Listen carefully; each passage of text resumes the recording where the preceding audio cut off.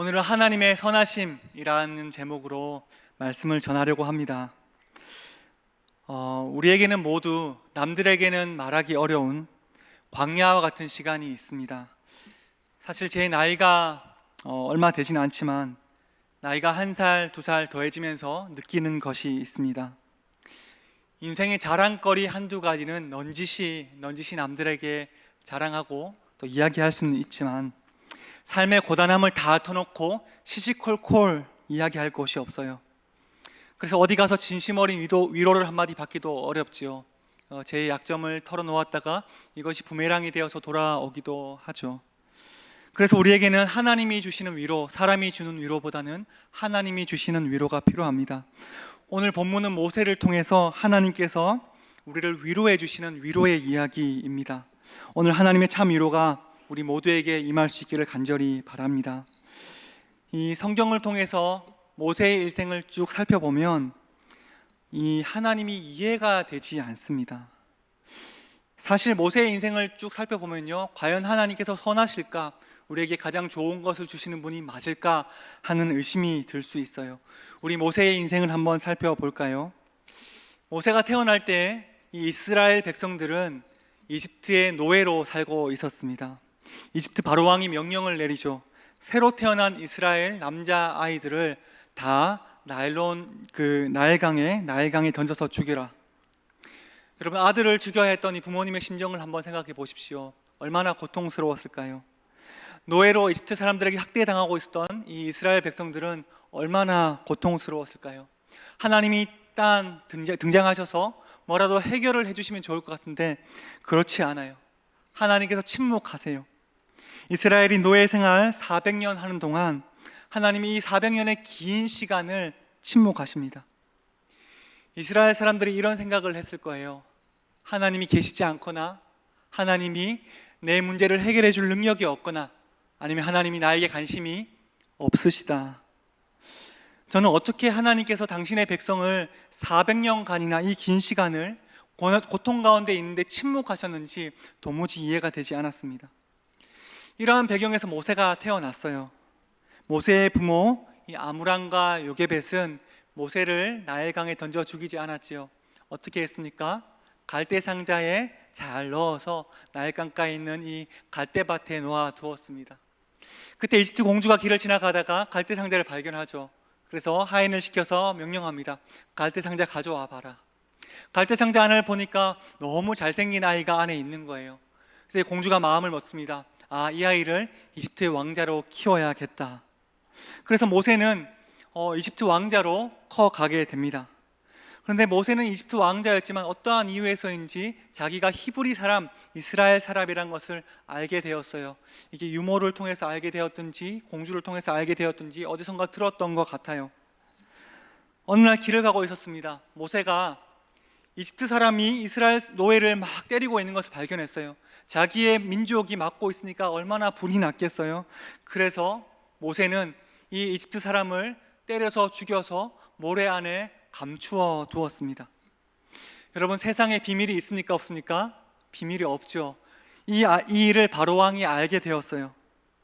바로왕은 이 본래보다 못한 이스라엘 노예를 위해서 모세가 자기 백성 이집트 사람을 죽였다는 것이 이해가 안 된 거예요. 그래서 화가 나서 모세를 당장 잡아서 죽이라. 모세는 이집트 왕을 피해서, 바로왕을 피해서 광야에서 40년을 도망 다닙니다. 저는 이 이야기를 읽으면서도 하나님이 잘 이해가 되지 않았어요. 모세가 하나님의 백성 보호한 것 아닙니까? 하나님의 백성, 이스라엘 백성을 보호했으면 하나님께서는 모세야 잘했다 칭찬해줘도 모자랄 판인데 무려 광야에서 40년을 떠돌게 하신 거예요. 왕자에서 도망자가 되게 만드신 거예요. 여러분, 말이 40년이지 모세가 120년 살았습니다. 인생의 황금기인 40살부터 80살까지 그 시간을 아무것도 못하고 광야에서 도망만 다녔어요. 인생의 3분의 1을 바로를 피해 도망 다닌 겁니다. 얼마나 절망적입니까? 이제 모세가 도망 다니다가 80살이 되었어요. 시내산 떨기나무 앞에서 드디어 모세가 하나님을 만납니다. 400년 동안 침묵해온 하나님이 드디어 등장합니다. 하나님께서 모세에게 명하십니다. 모세야, 이스라엘 자손을 이끌고 애굽에서 나오라. 여러 가지 과정이 있었지만 결국 이 모세는 이스라엘 사람들을 데리고 애굽을 나오게 됩니다. 그런데 하나님께서 또 한 번 이해할 수 없는 행동을 하세요. 여러분, 이집트에서요 가나안 땅까지 320km 정도 됩니다. 거리가 막 엄청 긴 거리는 아니에요. 그냥 가면 한 달 정도 걸어가면 갈 수 있는 거리입니다. 그런데 이스라엘 백성들이 광야에서 몇 년을 돌았습니까? 40년을 돌았죠. 하나님께서는 이스라엘 백성이 한 달 가면 될 거리를 40년을 뺑뺑 돌게 하셨어요. 저는 참 길치입니다. 운전할 때 이 내비게이션이 없으면 운전을 잘 못해요. 저는 길치이고 제 아내는 방향치예요. 그래서 저하고 아내하고 길을 찾으면 아주 이 대환장 파티가 일어나는데, 저와 아내가 항상 이 운전을 할 때는 내비게이션을 틀고 갑니다. 한 번은 서울에서 한 선교사님과 약속을 잡고 길을 가는데 한강 근처였어요. 내비게이션이 자꾸 길을 다른 곳으로 알려주는 거예요. 여러분, 저도 대구 사람이에요. 대구에서 길을 한번 잘못 들면 그냥 유턴해서 오면 되지 않습니까? 길을 잘못 가르쳐주면 내비게이션을 다시 잡아서 유턴해서 오면 되는데, 이 서울의 한강은 그렇지 않더라고요. 여러분, 길을 한번 잘못 들면 어떻게 해야 되는지 아세요? 한강을 한번 건넜다가 와야 돼요. 근데 이 건넜다 오는 시간이 최소한 한 30분 이상이 걸립니다. 제가 한강에서 내비게이션이 길을 잘못 알려주셔서 이렇게 잘못 들고 해서요 한강을 3번을 왕복했어요. 이 선교사님이요 계속 전화가 오는데 전화를 받을 수가 없어요. 내비게이션을 봐야 하니까요. 그래서 1시간 반 이상을 약속을 넣고 선교사님을 만났습니다. 선교사님이 저한테 물어요. 왜 늦었어요? 제가 내비게이션이 잘 안 돼서 늦었습니다. 선교사님이 되게 이렇게 한심해 하시면서, 아니 그 표지판 보고 오시면 되지 왜 이렇게 길을 늦었냐고 그러는 겁니다. 여러분, 제가 누굽니까? 길치 아니겠습니까? 방향 표지판은, 도로의 방향 표지판은 저한테 거의 이슬람어나 다름없는 수준의 어떤 언어예요. 도무지 길을 찾을 수 없어서 1시간 반을 뺑뺑 돌아서 선교사님을 만났는데, 이 거리는 사실은 제가 20분 하면 갈 수 있는 거리였어요. 이 내비게이션인데 얼마나 화가 나던지요. 사랑하는 동역자 여러분, 하나님께서 구름 기둥과 불 기둥으로 마치 내비게이션처럼 이스라엘 백성의 광야길을 인도하셨어요. 그런데 한 달이면 갈 거리를 40년을 돌리신 거예요. 모세의 입장에서 보면 자기 인생 120년 중에 바로왕 피해서 도망 다니느라 40년을 썼어요. 가나안 땅으로 들어가는데 40년을 썼어요. 하나님께서 모세를 광야에서만 80년 보내게 하셨습니다. 저는 이 하나님이 참 이해가 안 됐어요. 또 광야에서는 어땠습니까? 여러분, 하나님께서 부르셔서 지도자로 세워주셨으면 이 이스라엘 백성들의 인정도 좀 받고 존경도 받아야 되는 것 아니겠습니까? 그런데 이 40년의 광야 생활 동안 모세는 이스라엘 백성들의 원망과 불평만 듣습니다. 아니 모세야, 왜 우리를 잘 살고 있는 이 이집트 땅에서 불러내어서 이 광야 땅에서 굶어 죽게 하느냐? 내가 이집트에 있을 때는 이 고기, 생선, 오이, 파, 마늘, 부추, 참외 잘 먹고 잘 살고 있었는데 왜 우리를 이곳으로 불러들여서 굶어 죽게 하느냐? 하나님께서 모세를 리더로 부르셨다면 그 위엄점 세워주셔야 되는 것 아니겠습니까? 하나님이 참 이해가 안 됐어요. 장면을 한번 이동해 볼까요? 이제 모세가 가나안 땅을 앞에 두고 있어요. 모세의 목적은 가나안 땅에 들어가는 것이죠. 신명기 3장을 보면요, 모세가 그렇게 가나안 땅에 들어가고 싶어 해요. 하나님, 구하옵나니 나를 건너가게 하사 요단 저쪽에 있는 아름다운 가나안 땅, 아름다운 산과 레바논을 보게 하여 주시옵소서. 이렇게 간절히 구하는 모세에게 하나님께서 뭐라고 하시는 줄 아세요? 모세야, 그만해도 족하니 이 일로 다시는 내게 말하지 말라. 너는 저 비스가산 꼭대기에 올라가서 내 눈으로 그 가나안 땅을 바라만 보라. 너는 이 요단을 건너지 못할 것이다. 결국 이 모세는 40년 동안 가나안 땅을 찾아서 헤맸는데 가나안 땅 눈앞에서 가나안 땅 한번 밟아보지도 못하고 모압 땅에서 죽고 맙니다. 온갖 백성들의 욕을 참아가면서 가나안 앞까지 왔는데 하나님께서는 그 가나안 땅에 들어가는 것을 허락해 주지 않으세요. 참 하나님이 이해가 되지 않죠. 제가 오늘 설교를 시작하면서 하나님의 위로의 말씀을 기대한다고 하지 않았습니까? 우리가 광야를 지나왔고 또 우리가 광야를 지나고 있는데, 우리가 위로받으려면 광야 이후에 내가 보란듯이 성공했다, 이런 이야기 할 수 있어야 되는 것 아니겠어요? 그런데 모세 이야기의 끝은 고생만 실컷 하다가 광야에서 죽은 이야기였습니다. 모세가 보란듯이 가장 성공했을 때가 언제인 줄 아세요? 광야 가기 전에 이집트 왕자로 있던 그 시절, 그때가 인생에서 가장 풍요롭고 가장 걱정 없던 성공적인 시절이었어요. 여러분, 저는 이런 이야기를 하고 싶었습니다. 여러분, 광야 지나면 좋은 날 가득할 겁니다. 큰 걱정 없이 살 수 있는 날 곧 올 겁니다. 이렇게 이야기하고 싶었어요. 제 자신에게도, 제 아내에게도, 제 아이들에게도 이렇게 이야기하고 싶었어요. 그래, 광야 지나면 곧 좋은 날 올 거야. 사랑하는 동역자 여러분, 우리 모두에게도 광야와 같은 이 일들이 펼쳐져 있지 않습니까? 남들에게 시시콜콜 말할 수는 없지만 사실은 우리를 눈물 짓게 만드는 이 광야와 같은 일들이 계속 일어나죠. 이 눈물의 광야를 지나서 좋은 날이 오면 얼마나 좋을까요? 그런데 아무리 성경을 읽어봐도 모세의 일생에서 광야 지나면 좋은 날 올 거라고 설교할 수 있는 요소가 요만큼도 없는 거예요. 사실은 처음 성경에서 출애굽기에서 모세의 이야기를 읽어보면서 하나도 위로가 되지 않았습니다. 그런데 오늘 우리 히브리서에 나오는 모세를 한번 살펴볼까요? 우리 성경책이 있는 분들은 본문 히브리서 11장 24절에서 26절을 눈으로 한번 같이 따라서 와주시기 바랍니다. 제가 읽어보겠습니다.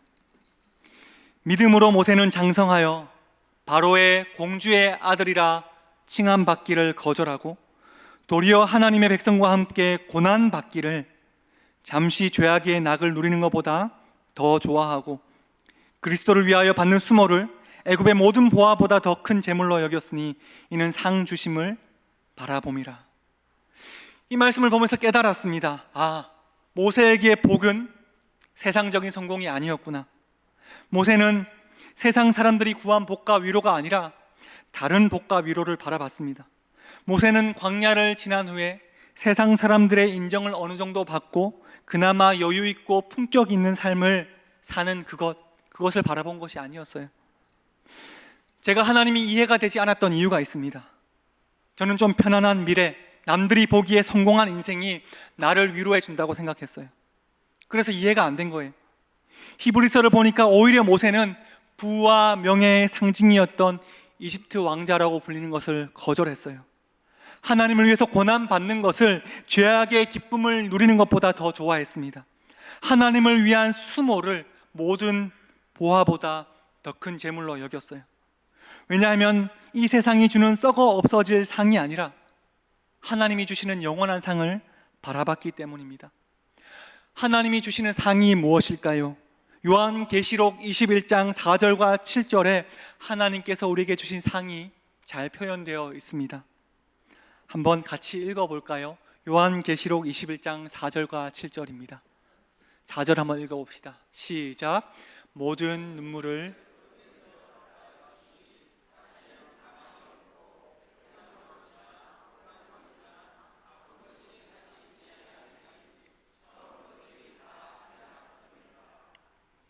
아멘. 우리 7절도 한번 읽어볼까요? 시작. 이기는 자는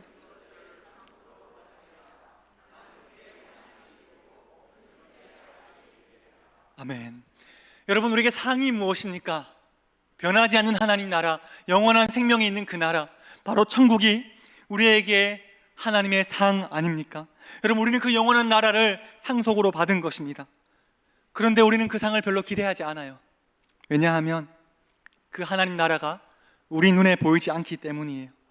그래서 우리는 우리 눈에 보이는 것을 의지합니다. 돈과 명예, 건강과 같은 것이 진정한 복이라고 생각합니다. 광야와 같은 삶에서 우리 얼마나 많이 고생했습니까? 우리 그 수고와 고생을 눈에 보이는 것으로 보답받고 싶어 해요. 그러나 성경은 눈에 보이는 복이 아니라 눈에 보이지 않는 복을 주목하라고 합니다.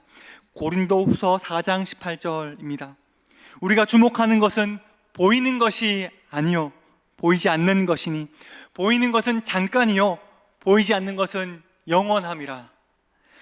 여러분, 생텍쥐 베리의 어린 왕자라는 책에서 우리가 잘 알고 있는 유명한 구절이 하나 있습니다. 가장 중요한 것은 눈에 보이지 않아 라는 구절이 나와요. 여러분, 우리 옆 사람에게 한번 인사해 볼까요? 가장 중요한 것은 눈에 보이지 않습니다. 여러분, 우리가 주목해야 되는 것은 돈과 명예, 건강, 아파트 평수, 좋은 직장, 자녀의 성공, 이렇게 눈에 보이는 것이 아니에요. 우리가 주목해야 하는 것은 보이지 않는 하나님 나라여야 합니다. 왜냐하면 보이는 것은 잠깐이고 보이지 않는 것은 영원하기 때문입니다.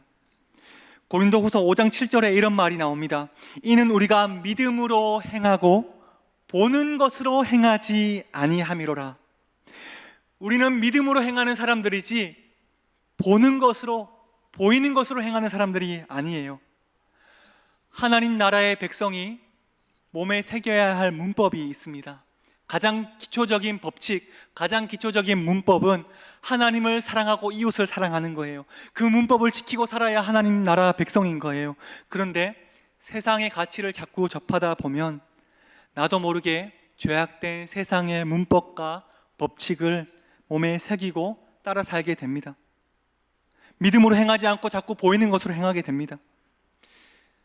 저는 남아공에 있는 스텔렌보시라는 대학에서 예배학을 공부하고 한국으로 돌아왔어요. 제가 남아공에서 공부할 때 이 워터프론트라는 쇼핑몰이 있습니다. 이 쇼핑몰에서 저희 케이프타운 한인교회 성도님과 약속을 잡고 잠깐 만나기로 했어요. 워터프론트에 먼저 도착을 해서 시간이 좀 남았습니다. 그래서 이 쇼핑몰이었기 때문에 옷가게가 많이 있었어요. 옷가게를 한번 이제 둘러보면서 시간을 보내려고 옷가게에 들어갔습니다. 직원이 와서 저한테 물어요. How are you? 안녕하세요. 이렇게 물어요. 여러분, 우리는 How are you라고 말하면 뭐라고 대답해야 됩니까? 우리가 아는 단 하나의 유일한 법칙이 있습니다. How are you라고 말하면 뭐라고 대답합니까? I'm fine, thank you. And you, 그렇죠? 저도 그렇게 똑같이 대답을 했습니다. I'm fine, thank you. And you. 나는 잘 지내, 너는 어때? 이렇게 대답을 했어요. 그리고 직원이 저한테 묻습니다. 여기 왜 왔어? 뭐 도와줄까? 이렇게 물었어요. 여러분, 제가 그 옷가게에 왜 들어갔습니까? 뭐 사러 들어간 게 아니죠. 그냥 구경하러 들어간 거잖아요. 여러분, 우리가 그냥 가게에 가서 구경하려고 쇼핑하는 것을 뭐라고 합니까?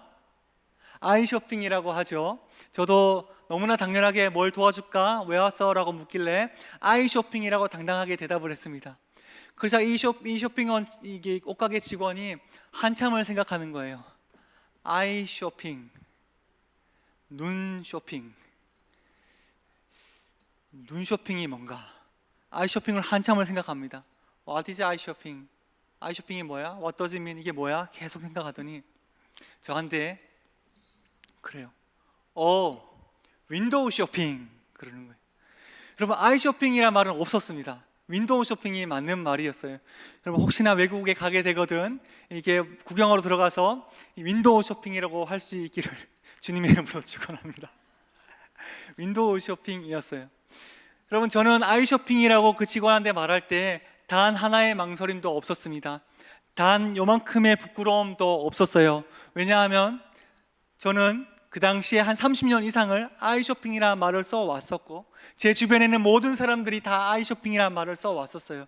저는 그것이 당연한 어떤 법칙이고 문법인 줄 알았습니다. 세상에 잘못된 문법이 있어요. 여러분, 우리가 잘못된 단어, 잘못된 문법에 적응해 있으면 그게 잘못된 줄도 모르고 부끄러운 줄도 모르고 쓰는 거예요. 눈에 보이는 돈과 명예, 남부럽지 않은 편안한 생활이 보장된 상태, 다 눈에 보이는 것들이에요. 이런 것들을 따르라, 이런 것들을 구하라, 이런 것들에 인생을 매달고 살아가라. 세상의 문법이죠. 나뿐만 아니라 세상 모든 사람들이 그렇게 살아가니까 우리는 그것이 맞는 줄 알고 살아왔어요. 그런데 하나님 나라의 문법이 있어요. 사랑, 정의, 평화, 하나님 나라의 백성됨, 이런 하나님 나라의 문법들, 세상의 문법에 적응되어 있으면 세상의 문법이 죄악된 줄도 모르고 살아가요. 세상의 법칙에 적응해 있으면 눈에 보이는 것들을 두려워해요. 나에게 돈을 주는 사람을 하나님보다 두려워하고, 나에게 명예를 주는 사람을 하나님보다 두려워하고, 나에게 편안한 삶을 보장해 주는 사람을 하나님보다 두려워하고, 나의 자녀들에게 좋은 직장과 어떤 지위를 인정해주고 주는 사람들을 하나님보다 두려워합니다. 그러나 모세는 눈에 보이는 것을 두려워하지 않았어요. 히브리서 11장 27절입니다.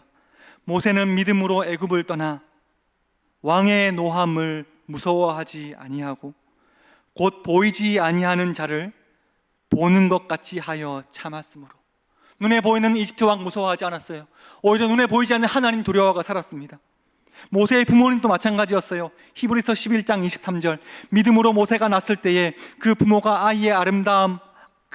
아름다운 아이임을 보고 석 달 동안 숨겨 왕의 명령을 무서워하지 않았으며 보이는 바로 왕 무서워하지 않았어요. 모세와 모세의 부모는 믿음으로 눈에 보이는 이집트 왕 두려워하지 않고 죽이겠다고 협박하는 이집트 왕 두려워하지 않았어요. 왜냐하면 믿음으로 영원한 상을 받기 때문이에요. 여러분, 이집트 왕이 모세를 죽이겠다고 협박한 것처럼 세상은 우리를 협박합니다. 돈 없으면 죽은 거나 다름없어. 노후에 얼마 이상 모아두지 않으면 죽은 거나 다름없어. 연봉 얼마 이상 주는 직장 가지 않으면 죽은 사람이나 다름없어. 수도권 대학 가지 못하면 죽은 사람이나 다름없어. 명품 백 하나 없으면 해외여행 한번 가지 못하면 평생 무시당하다가 죽을 거야. 사랑하는 성도 여러분, 그러나 우리 이 시간 모세와 같이 눈에 보이는 것으로 협박하는 세상을 두려워하지 않기를 주님의 이름으로 축원합니다. 여기에 본문의 위로가 있어요. 우리는 더 이상 돈이 없는 것에 두려워하지 않아도 괜찮습니다. 내가 돈이 없는 것에 민망해하지 않아도 괜찮아요. 우리가 사는 동네가 좋지 않아서, 우리의 직장이 좋지 않아서, 명품백이 없어도, 비행기 한번 타본 적이 없어도 부끄러워하지 않아도 괜찮아요. 우리의 자녀가 세상적으로 조금 뒤처져 있어도 두려워하거나 민망해하지 않아도 괜찮습니다. 그런 것 없어도 우리는 죽지 않아요. 모세는 그런 거 두려워하지 않았습니다. 오히려 우리는 구원의 방주에 올라타 있어요. 생명의 구조선에 이미 올라타 있습니다. 우리는 상으로 받은 것이 있어요. 우리는 영원한 생명, 천국을 선물로 받았습니다. 여기에 하나님의 위로가 있는 거예요. 누구나 그런 시절이 있겠지만 저도 여러 가지 이유로 삶이 쉽지 않을 때가 있었어요.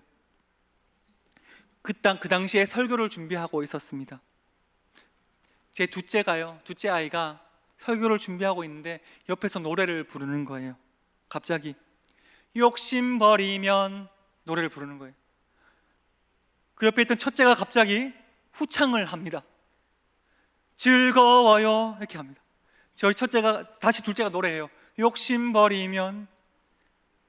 첫째가 따라해요. 즐거워요. 이렇게 세 번을 하는 거예요. 제가 이 부분을 계속 아이들이 반복하는데요, 이런 마음이 드는 거예요. 아니, 뭐 내가 즐겁자고 욕심 부리나? 살라고 욕심 부리지. 욕심 안 부리면 죽을 것 같은데 나는 안 즐거워도 좋으니까 좀 살기나 했으면 좋겠다. 여러분, 이런 삐딱한 마음을 가지고 설교를 준비하고 있었어요. 그런데요, 우리 아이들이 한 3-4번 욕심 버리면 즐거워요 그러더니 갑자기 둘이 같이 합창을 합니다. 하쿠나 마타타 그래요. 그럼 제가 머리를 한 대 맞은 느낌이었어요. 하쿠나 마타타는 아프리카 스왈리어로 문제 없어라는 뜻을 가지고 있어요. 욕심 버려도 하쿠나 마타타, 문제가 없다, 오히려 즐겁다. 여러분, 저는 그랬어요. 욕심 버리면 이 세상에서 죽은 사람처럼 살까봐 무서웠습니다. 욕심을 버리면 문제가 생길 줄 알았어요. 안 그래도 문제 많은 인생인데 욕심 버리면 더 문제가 막 찾아올 것 같았어요. 그런데 제가 이 노래를 들으면서 가슴에 울림이 있었습니다. 아, 세상적인 욕심을 버려도 하쿠나 마타타, 문제가 없구나. 내가 세상적인 것들을 욕심내니까, 세상적인 행복을 욕심내니까 인생이 즐겁지 않구나. 세상이 주는 것을 구하니까 인생이 무섭고 두렵구나. 요한복음 14장 27절입니다. 내가 너희에게 주는 것은 세상이 주는 것 같지 아니하니라. 너희는 마음에 근심도 말고 두려워하지도 말라. 사랑하는 성도 여러분, 이제 우리는 두려워하지 않아도 괜찮아요. 하나님께서 우리에게 세상이 주는 것과 차원이 다른 상을 주셨습니다. 한번 상상해 볼까요? 제 앞에 덤프트럭이 달려옵니다. 시속 150km로 달려와요. 제가 무섭겠죠. 이 150km로 달려오는 이 트럭이, 덤프 트럭이 저를 그대로 치고 지나갑니다. 제가 죽어야 하는데 너무 멀쩡한 거예요. 알고 보니까 저를 치고 지나간 것은 덤프 트럭이 아니라 트럭의 그림자였어요. 여러분, 트럭의 그림자는 저에게 어떠한 상처도 줄 수 없어요. 하나님을 의지하는 사람은 하나님께서 어떤 트럭도 우리를 절대로 건들 수 없도록 보호하시는 거예요. 단지 그냥 그 그림자만 스쳐 지나가게 하세요. 트럭은 이미 우리 예수 그리스도께서 이미 부딪혀서 돌아가셨고 트럭에 그림자만 남겨놓은 겁니다. 그림자는 우리를 죽일 수 없어요. 우리는 이미 영원한 생명과 천국을 약속받은 사람들입니다. 우리의 삶에 덤프 트럭과 같이 우리를 죽일 듯이 달려오는 무언가가 있어요. 여러분, 그런 것이 있다면 두려워하지 말고 하나님 붙잡으시길 바랍니다. 그때 어떤 것보다 강하신 하나님께서 우리를 해치려는 그 모든 것들을 단지 그림자로 바꾸실 거예요. 그래서 아무 힘도 못 쓰게 나를 죽일 수 없도록 보호하실 겁니다. 사랑하는 여러분, 모세의 인생의 일부분만 봤을 때는 하나님이 이해가 되지 않아요. 하나님이 선한 것 같지 않습니다. 그러나 모세의 인생을 전체를 쫙 펼쳐놓고 바라보면요, 하나님께서 언제나 선하셨다는 것을 알 수 있어요. 저를 한번 따라 할까요? 인생을 전체적으로 살펴보면 하나님은 이해됩니다. 저는 하나님이 이해 안 됐어요. 왜 고난 중에 400년간이나 침묵하셨는가? 그런데 그게 아니었어요. 전체를 쫙 펼쳐놓고 보니까 이사야서 63장 9절을 보니 하나님께서 이스라엘의 모든 환난에 한 번도 빠짐없이 동참하고 계셨어요. 그때는 몰랐는데 이스라엘 출애굽 여정을 다 펼쳐놓고 보니까 하나님께서 이스라엘을 떠난 적이 한 번도 없었던 거예요. 모세가 40년 동안 바로를 피해서 광야를 떠던 부분, 저는 이해가 안 됐어요. 그 부분만 보니 이해가 안 됐어요. 어떻게 40년간이나 떠돌게 할 수 있는가? 그러나 전체를 보니 이해가 됩니다. 광야 생활은 모세의 성품을 바꿨어요. 화난다고 사람을 쳐서 죽여서 모래에 감추었던 그 불같은 성격의 모세가 광야를 통해서 낮아지고 온유해집니다. 이제 리더가 될 준비가 된 거예요. 다듬어진 모세는 자기를 비난하고 욕하던 이스라엘 백성이 금송아지 우상을 만들어서 하나님을 배반하고 죄를 지었을 때 하나님께 기도합니다. 하나님, 내 이름을 생명책에서 지워버리더라도 이 백성의 죄를 사하여 주옵소서.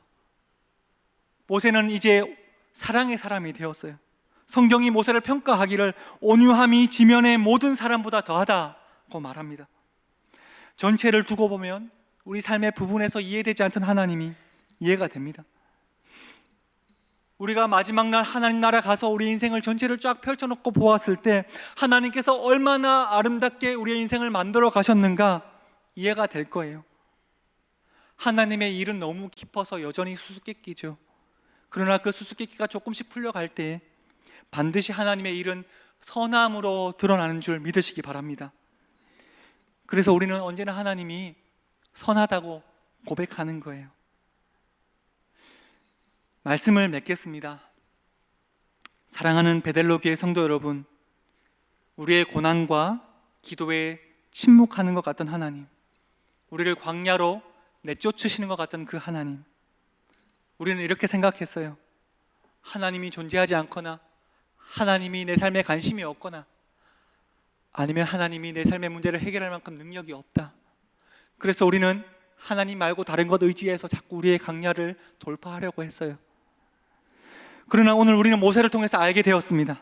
하나님은 나와 함께하고 있다. 하나님은 나에게 세상 사람들이 보지 못하는 선물, 아픔과 슬픔이 없는 그 영원한 나라 천국을 주셨다. 하나님은 항상 선하시다. 사랑하는 동역자 여러분, 그래서 우리는 노래할 수 있어요. 찬송가에 잘 나타나 있는 것처럼 주 안에 있는 나에게는 딴 근심이 없어요. 하나님의 선하심을 알기 때문에 그 두려움이 변하여 내 기도가 될 수 있어요. 전날의 한숨이 변하여서 내 노래가 되는 거예요. 내 주와 맺은 언약이 영불변하기 때문에 그 나라 가기까지 하나님께서 우리를 보호하심을 믿음으로 고백하는 겁니다. 그래서 우리는 또 노래하는 겁니다. 내 앞길 멀고 험해도 나 주님만 따라가리. 여러분, 이 고백이 우리 평생의 고백이 될 수 있기를 주님의 이름으로 축원합니다.